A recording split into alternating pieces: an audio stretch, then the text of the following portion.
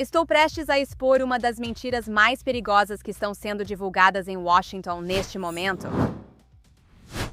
Bem-vindos de volta ao Ginest TV. E hoje estamos falando sobre uma mentira tão irresponsável e estrategicamente ignorante que, se for bem sucedida, basicamente garantirá ou um Irã nuclear ou uma guerra muito maior no futuro. E essa mentira é a seguinte: que a República Islâmica pode ser autorizada a enriquecer urânio só um pouquinho em nome de evitar uma guerra.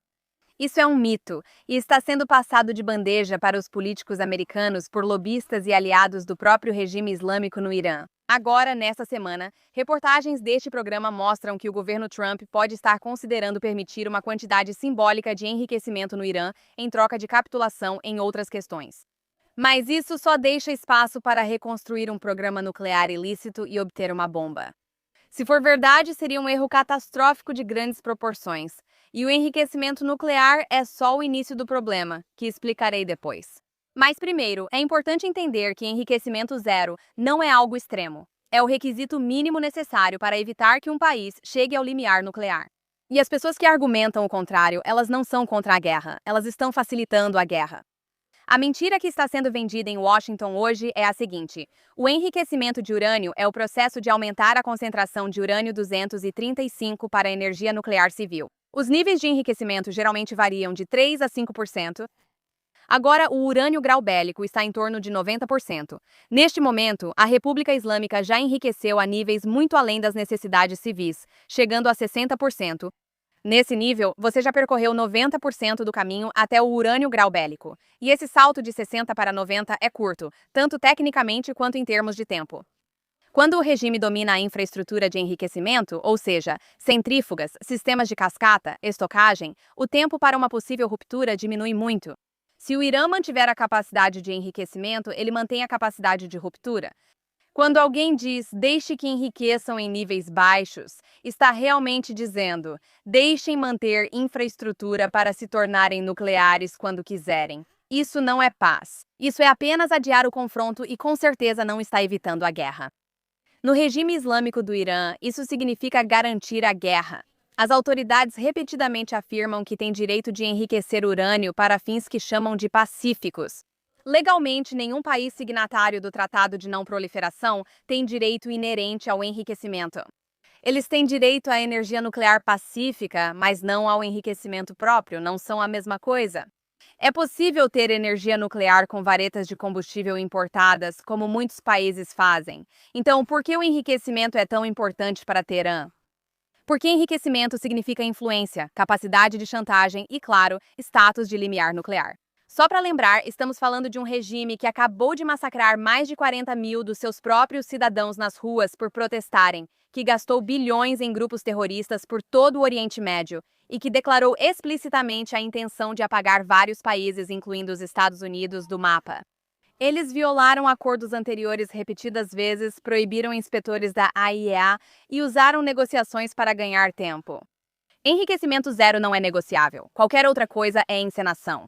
Mas mesmo que o regime concordasse com esses termos, eles já possuem 400 quilos de urânio altamente enriquecido, que precisam entregar. Eles possuem milhares de mísseis balísticos, alguns capazes de atingir os Estados Unidos e a Europa. Além disso, não têm mandato para liderar o país. É um regime ilegítimo e não existe acordo que eles vão cumprir, nem um acordo que vai impedir uma guerra, porque a guerra já começou, iniciada pelo povo contra esse regime. Isso nos leva aos que promovem essa mentira em Washington. Agora, esta semana, Washington tem estado ocupado com organizações como o Conselho Nacional Iraniano-Americano, NIASC, e propagandistas do regime, como Trita Parsi, que argumenta que exigir que o regime haja como um ator estatal responsável e seja responsabilizado por suas ações e acordos é irrealista ou até mesmo provocativo. O argumento é o seguinte: se você insistir em enriquecimento zero e no fim das capacidades de mísseis balísticos do regime, o regime vai se retirar e a diplomacia vai colapsar, tornando a guerra inevitável e milhares de americanos vão morrer. Isso é uma falsa dicotomia. Primeiro, não há motivo para acreditar que milhares de americanos morreriam em uma campanha de bombardeio da Força Aérea. E também porque a guerra com o regime já é inevitável. Só resta negociar a rendição do regime. A retórica que estamos vendo agora em Washington é apenas um esforço de rebranding, liderado principalmente pelo regime e repetido por muitos esquerdistas que, na verdade, não entendem de geopolítica, sabe, como a AOC. Ser contra a guerra é um privilégio que os americanos acham que têm, mas na realidade não têm. Isso se baseia na ideia fantasiosa de que os atores mundiais são racionais e que tudo pode ser discutido. Às vezes, infelizmente, não existe. E a República Islâmica provou isso no final de dezembro, que não se pode negociar com eles. Mas isso não impediu políticos covardes de fazerem o possível para enviar uma tábua de salvação para esse regime. Esta semana, Yvette Cooper, secretária de Relações Exteriores do Reino Unido, afirmou que não permitirão que os Estados Unidos usem bases da Força Aérea Real para ataques ao regime, pois acreditam na diplomacia. Veja. Setores do Reino Unido informaram aos Estados Unidos que não podem usar bases da Força Aérea Real para ataques aéreos. Isso é verdade? O Reino Unido e os Estados Unidos mantêm uma parceria de segurança longa e profunda, atuando de forma muito próxima. E sobre a questão do Irã, é por isso que estamos apoiando as conversas dos Estados Unidos com o Irã, porque, francamente, o regime iraniano continua representando uma ameaça à segurança e continua buscando armas nucleares. E é por isso que apoiamos sanções e também o aumento da pressão diplomática e econômica sobre o regime. Acreditamos que isso é o certo a se fazer. Certo, porque isso funcionou tão bem nos últimos 48 anos. Pessoas assim ficam confortáveis em casa no Ocidente e acabam tornando a guerra mais provável, pois sua ideologia é fundamentalmente falha. Essa postura automática contra a guerra virou um slogan usado para justificar tanto o enriquecimento nuclear quanto o assassinato em massa de dezenas de milhares de iranianos, inclusive crianças, pelo regime. É um slogan usado para ignorar a ameaça à segurança representada pelo regime contra soldados dos Estados Unidos em bases, contra o povo do Oriente Médio, contra a Europa, que a Guarda Revolucionária Islâmica já transformou em um foco perigoso de terrorismo, e contra os americanos que o regime promete destruir regularmente. Ignorar isso é basicamente assinar sua sentença de morte. Porém, devido ao lobby de grupos como o NIAC, vemos membros do Congresso repetindo esse discurso e criando cenários apocalípticos, alegando que será como o Iraque ou como o idiota Tucker Carlson, que previu famosamente que 20 mil americanos morreriam se os Estados Unidos bombardeassem o local nuclear do Irã. Enquanto isso, quantos americanos morreram? Ah, é verdade, 0. Agora, em contraste, desde 1979, a República Islâmica é responsável pela morte, de mais de 883 americanos, mas, claro, o problema é enfrentar eles. Durante a semana, vimos os palhaços de sempre, como a AOC, declarando orgulhosamente oposição à guerra com o Irã devido à obsessão deles com Donald Trump, ou o deputado Ro Khanna, ou o deputado Thomas Massie, que está ativamente tentando impedir uma ação militar dos Estados Unidos no Irã, algo que é do interesse da segurança, estratégico e moral dos americanos. Até o senador Lindsey Graham disse que pessoas da equipe de Trump tentam convencê-lo a não agir militarmente contra o Irã. Adotar essa posição é irônico, pois impedir armas nucleares não significa apoiar a guerra. Mas permitir que um regime que financia grupos terroristas em toda a região esteja a um passo de construir uma bomba, enquanto executa em massa seu próprio povo e planeja ataques terroristas no exterior, é ser a favor da guerra, mesmo que você seja burra demais para perceber isso, como a AOC. Infelizmente, agora estamos em uma posição global em que qualquer acordo que não inclua a rendição completa e total do regime islâmico no Irã, junto com o desmantelamento da própria Guarda Revolucionária, não vai evitar uma guerra. Não se pode assassinar 40 mil pessoas, cortar a internet por 20 dias, prender e executar manifestantes em massa, mentir, enganar, roubar para espalhar terror e ameaçar países, e sair impune. Porque se você fizer isso, eles vão, como prometeram, expandir suas atividades nefastas para atingir ainda mais o Ocidente, exatamente como já alertamos no passado. Agora, quantas vidas você está disposta a sacrificar para testar isso? Porque da última vez que o mundo foi contra a intervenção para parar um ditador genocida e assassino, você sabe, chamado Hitler, nós vimos as consequências. A esquerda americana e a extrema-direita hoje rapidamente questionam: e as consequências não intencionais de iniciar uma guerra? Mas elas estão fazendo a pergunta errada. Elas deveriam perguntar: e as consequências não intencionais de não começar essa guerra? A obsessão pelo pacifismo e repetir slogans como "você não pode bombardear para alcançar a paz" é, na verdade, uma crença de luxo. Parece moral, parece seguro, mas só pressiona os atores racionais, principalmente neste caso no Ocidente, enquanto os atores irracionais que realmente iniciam guerras continuam se armando, enriquecendo urânio, conspirando e matando. O mal não para de lutar só porque nos declaramos pacíficos, e a história já nos ensinou que apaziguamento encoraja ideólogos genocidas. A República Islâmica sabe disso, por isso seus lobistas defendem esses argumentos tão agressivamente. A demora é a estratégia deles, e o discurso anti-guerra é a embalagem. Infelizmente, para a AOC, ninguém com intenção genocida foi convencido por quem só quer sinalizar virtude a largar suas armas. Regimes malignos não são desarmados por palestras do TED ou prêmios da paz. Eles são detidos quando alguém está disposto a fazer o que é difícil. E às vezes, sim, o que é difícil envolve o uso da força. Reconhecer isso não te torna belicista, mas sim adulto. Querer a paz não cria a paz, mas defender a paz realmente pode. Não há moralidade na covardia diante da opressão só porque não é o seu pescoço em risco, Thomas Massey. Como diz o Talmud, se alguém vier para te matar, levante-se e mate-o primeiro. A Cúpula Internacional de Políticas JNS de 2026 acontecerá de 15 a 17 de abril no Waldorf Astoria, aqui em Jerusalém. Inscreva-se hoje em jnssummit.org e use o código de cupom JNSTV, tudo junto, para receber 20% de desconto em todos os ingressos. Estou ansiosa para ver você aqui em Jerusalém.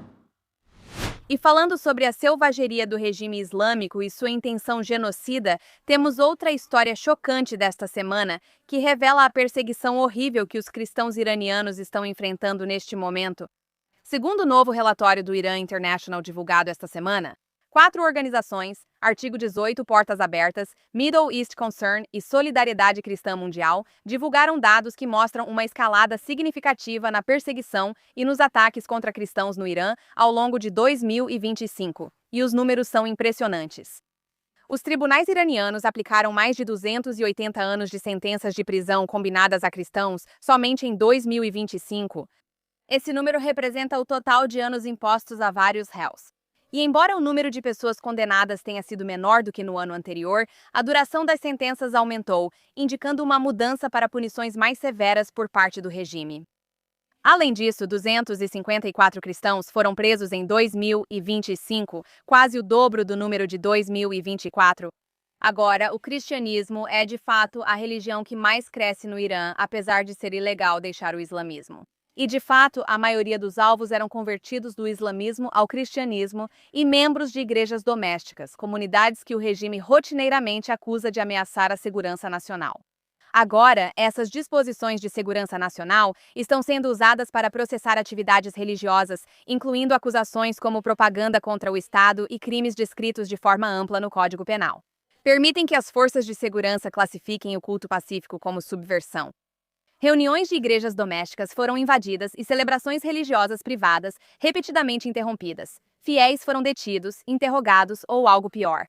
O aumento nas prisões também se acelerou após a guerra de 12 dias com Israel, sugerindo que o regime está usando eventos externos como pretexto para intensificar a repressão interna, algo que eles têm um longo histórico de fazer.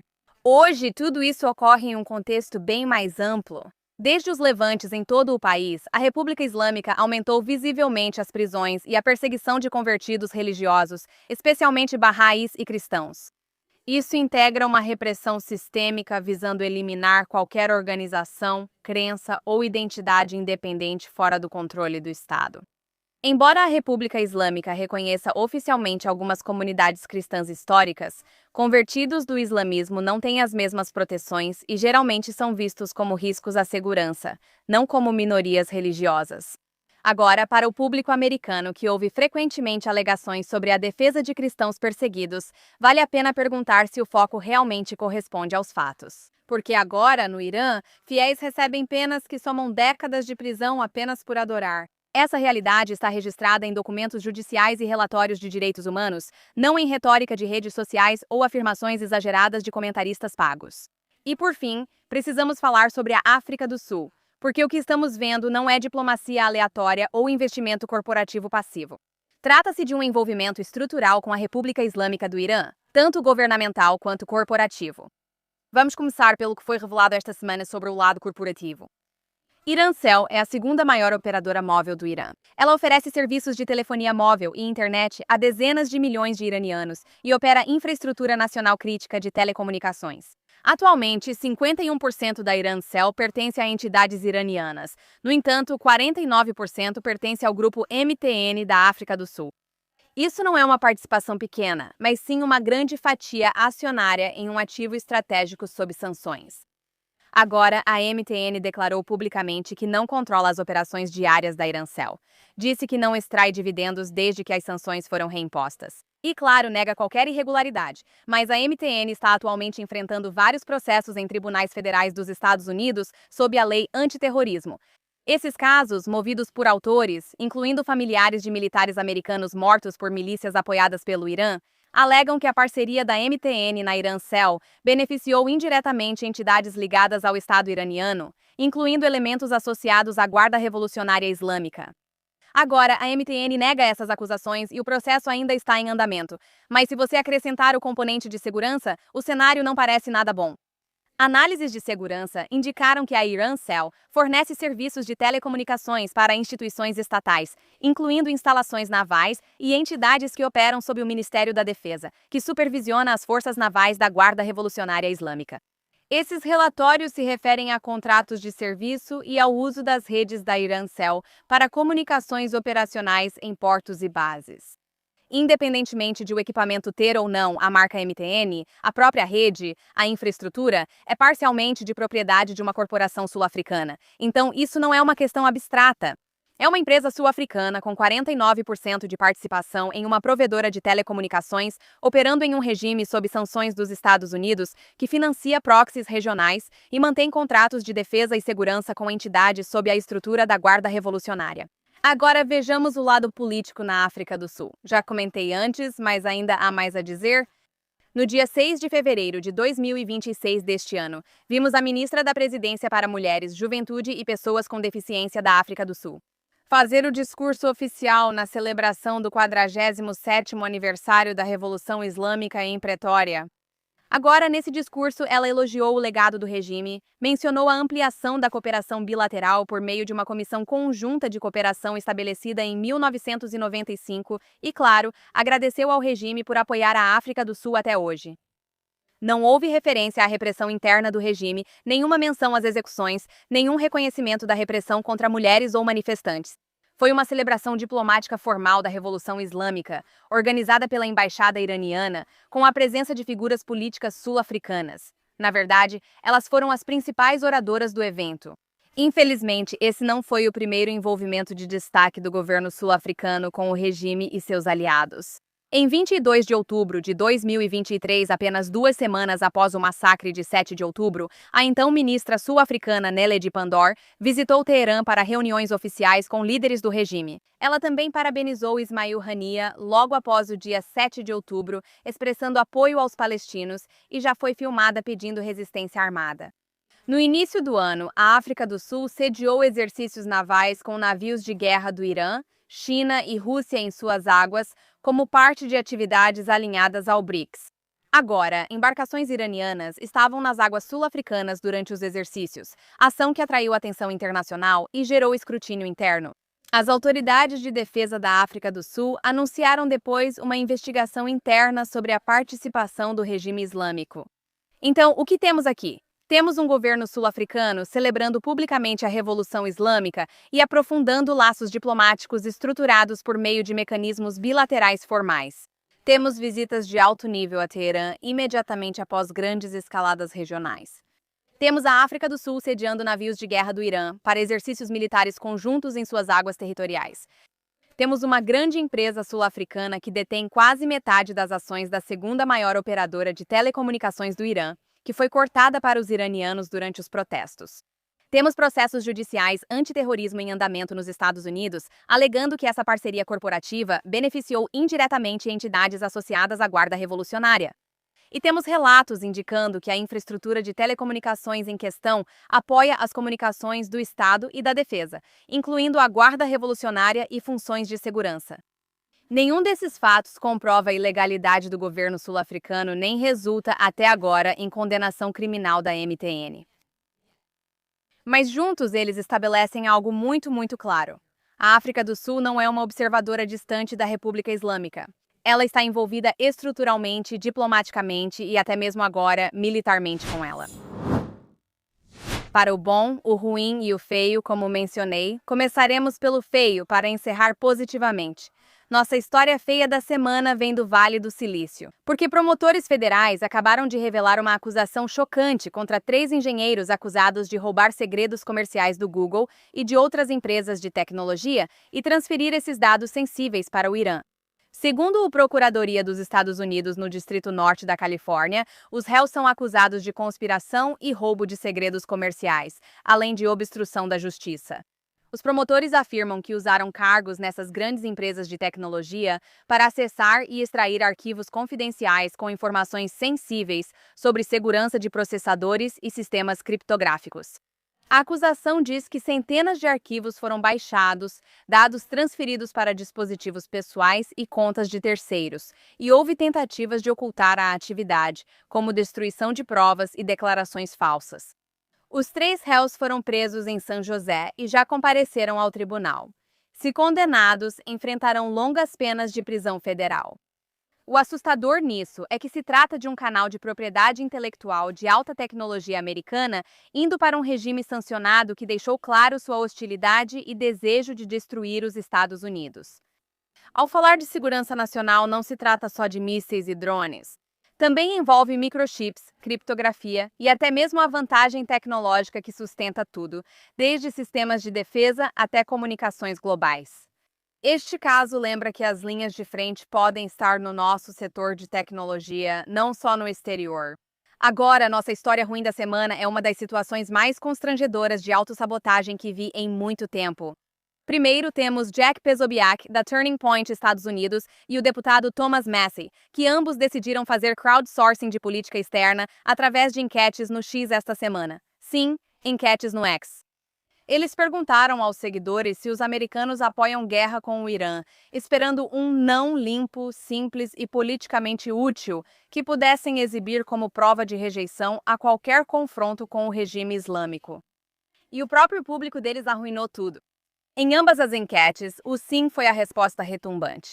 As próprias pessoas que deveriam validar o argumento de não há guerra sob nenhuma circunstância basicamente disseram: na verdade, nós entendemos o que está em jogo. E aqui é onde fica ainda melhor. Quando Posobiec percebeu que a enquete não estava indo na direção que ele queria, ele a deletou e depois alegou que ela foi invadida por bots, porque aparentemente fazer crowdsourcing de política externa só é uma boa ideia se a multidão disser o que você quer ouvir. Esses americanos não são estúpidos. Eles entendem que a ameaça de um Irã nuclear é mais perigosa do que uma ação militar. E eles também entendem que o povo iraniano não é o inimigo é o regime. Então, quando os americanos se recusam a aceitar essa falsa dicotomia de que toda forma de pressão equivale a uma guerra eterna, isso não é belicismo, é maturidade, algo que aparentemente Thomas Massie e Jack Posobiec não têm. A má notícia desta semana não é que uma pesquisa saiu pela culatra, é que alguns políticos e comentaristas ainda acham que podem manipular a opinião pública com uma pergunta tendenciosa, e quando não conseguem, simplesmente apagam. Patético. E finalmente, por último, mas certamente não menos importante, vamos à nossa boa notícia. Nesta semana vamos falar sobre as universidades do Irã, porque apesar das prisões em massa, execuções, cortes de internet e uma das repressões mais sangrentas da história do regime, os estudantes iranianos estão de volta às ruas em massa. Nos últimos dias, os protestos voltaram a explodir em universidades, incluindo a Universidade Sharif, a Universidade de Teherã e campi em Mashhad e Isfahan. Vídeos verificados por vários veículos mostram estudantes se reunindo em pátios, áreas de dormitórios e gritando "Morte a Khamenei", "Javid Shah", além de "Enfia a bandeira palestina no seu", que é uma rejeição direta à priorização de proxies estrangeiros pelo regime em vez do seu próprio povo. Esse canto se popularizou como grito de torcida no futebol há alguns anos e só cresceu desde então. Também vimos a bandeira do Leão e Sol, o símbolo nacional histórico do Irã antes do regime islâmico, sendo erguida abertamente por estudantes no campus, em um ato simbólico e político que o regime trata como subversão. Isso não é apenas simbolismo, como seria em uma sociedade livre. No Irã, pode de fato levar à execução. Foram relatados confrontos com as forças sitiadas da Guarda Revolucionária no local. Essa milícia paramilitar está infiltrada nos campi e outros locais para monitorar e reprimir dissidências. Os estudantes confrontaram os agentes de segurança, recusaram-se a dispersar e continuaram com palavras de ordem mesmo após a chegada das autoridades. Tudo isso está acontecendo após um ano em que milhares foram mortos ou detidos na repressão do regime aos protestos. Só nas últimas semanas, vimos mais de 40 mil mortos. As universidades têm sido um alvo principal de vigilância e expurgos, com estudantes sendo suspensos, presos ou proibidos de estudar como resultado. E mesmo assim, eles continuam voltando.